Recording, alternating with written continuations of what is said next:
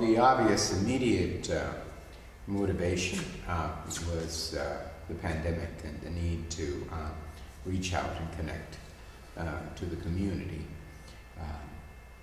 I can't say that the idea of streaming masses or establishing this kind of use of communications media just came overnight and out of the blue. I've been thinking about it for years. Actually, I was on my way out of law school, and I was involved with a group of evangelization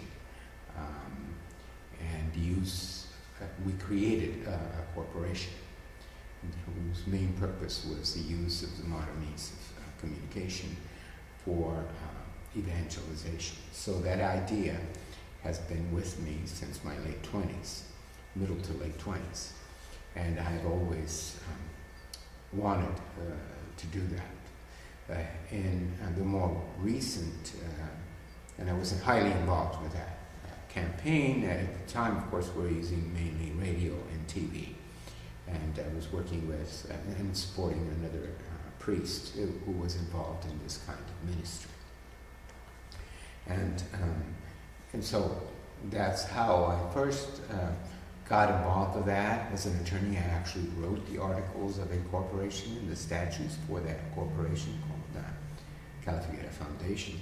And the main purpose was this evangelization. Then I continued to support and be involved and be on the board of that. But my teaching, my parish work, and my graduate studies in canon law, all of that intervened. And about 5 years ago, I met Freddie Mosa because a number of my parishioners were involved in his passion play. And so through them, I got to meet Freddie, and Freddie used to have their rehearsals here in the grotto. And we got to talking, and Freddie and I agreed that we would maybe create a studio and start not just for the masses, the live streaming, which we were planning inside the church, and all of the equipment, but also for putting on Catholic programming and general evangelizations, talk, teaching, etc. So it's been long in thought and planning without any concrete plans, and the pandemic actually sort of made us rush headlong. And Freddie was kind enough to help get this going. And then we revived our plans. A lot of things intervened for him and for me.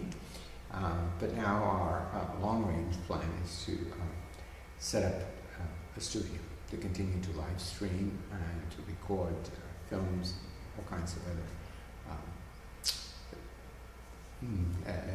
items, different things for in the area of evangelization of the church, and to set up the church to have at least a couple of masses live streamed. That whole idea was also based on the fact that I have an elderly population, and many of them, particularly the English-speaking, are homebound, and have great love and affection for this parish. It has a long history. It's over 100 years old, and so a great love for the community.